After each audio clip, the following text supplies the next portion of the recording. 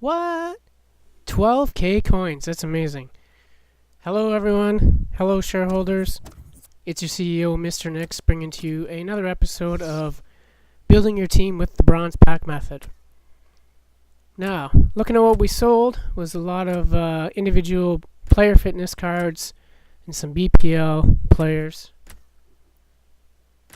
As we go through, I have a look here. Actually, quite a bit sold. I probably put them up once or twice. And what didn't sell, we'll see here in a minute, is some healing cards and some squad training cards. So we'll list those up again. That squad training card, it will sell. It'll sell pretty quick soon. So we missed a few points in the last episode. I'm going to talk about that as we have a look here. So what we want to do is we want to sell these players, these items for max value.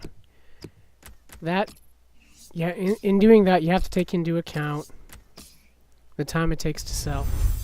Meaning, if you want to sell, or if you want the coins quick, sell for the lowest price and for the lowest time, 1 hour. If you think you can get a little more for it, sell it at the desired amount and for 3 to 6 hours. That'll give you time to adjust your price if the market prices react to your listings.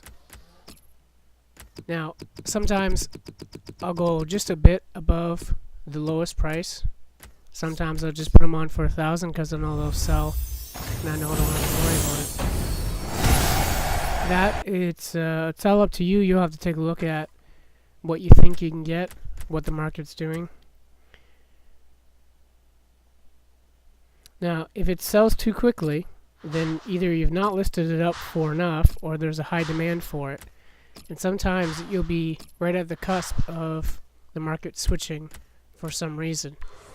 Check into hashtag Harry's Bronze Pack team. That happened to me the weekend after making this video. And one of the players I'd been picking up and flipping in a consistent level went up quite considerably. I sold 3 players pretty much right away and made a lot of coins off of that. So appreciate that. So now that we're getting a little bit of coins, we're getting to open quite a few packs. What we want to look at now is starting to rotate the cards that are not selling. Rotate them out.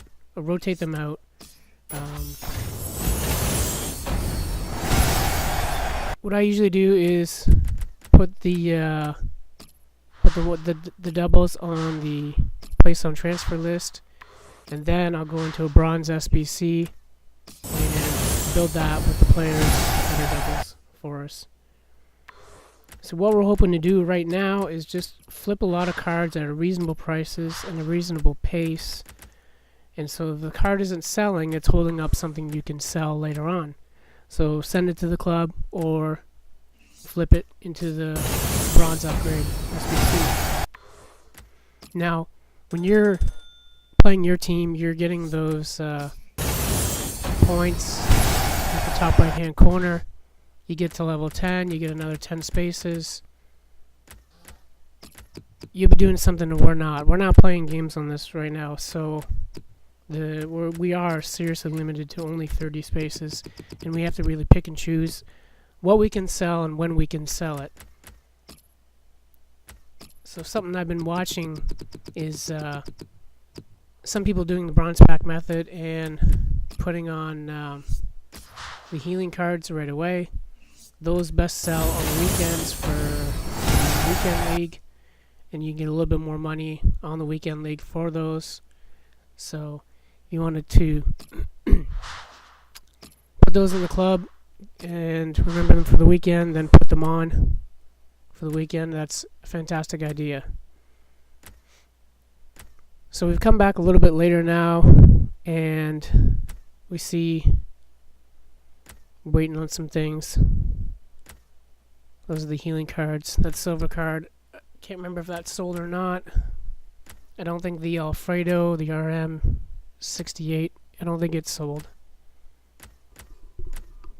It might be in the next video. Did this all in a day and a half, and it's been about a week since I looked at that, so I can't quite remember what sold when. Kobayashi we had to put up a few times. As you can see, he's not really selling for a whole lot. Hoping to get 400 coins at least out of him because he is a rare and he is on the Japanese SBC team or league, sorry. Come back a little bit later, we got 1400 coins. And it looks like some of our Irish guys sold over the St. Patrick's Day weekend. That was a pretty good boon for us now that I look back and think about it.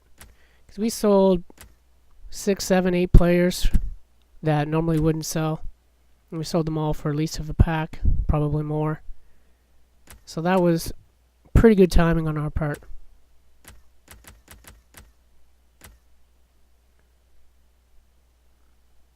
Yeah, I'm having a look now at that passing card, and I'm like, oh no, let's just put it in the club. Let's just get rid of it. We'll open up a space. We'll sell something else. Esco, I know he'll sell. I was surprised that he hadn't. So we put him up. That was a pretty good pack with the leg healing. That goes for 450 coins quite often. That was good for us. Now, a question for you guys out there. The individual bronze fitness cards, when do you sell them? Do you sell them for 200? Do you sell them for the 150? Do you sell them for 250? And how quickly do they go? Anybody got a beat on that? Let me know, because we do and we will accumulate quite a few of those, and I like to get them all gone at some point. Again, with only our 30 spaces, that might be a little difficult. But we know that is money in the bank. We just have to actually get somebody to buy them. And on my main account, you know, I haven't used too many for my team when I'm playing. You might be using them for your team when you're playing.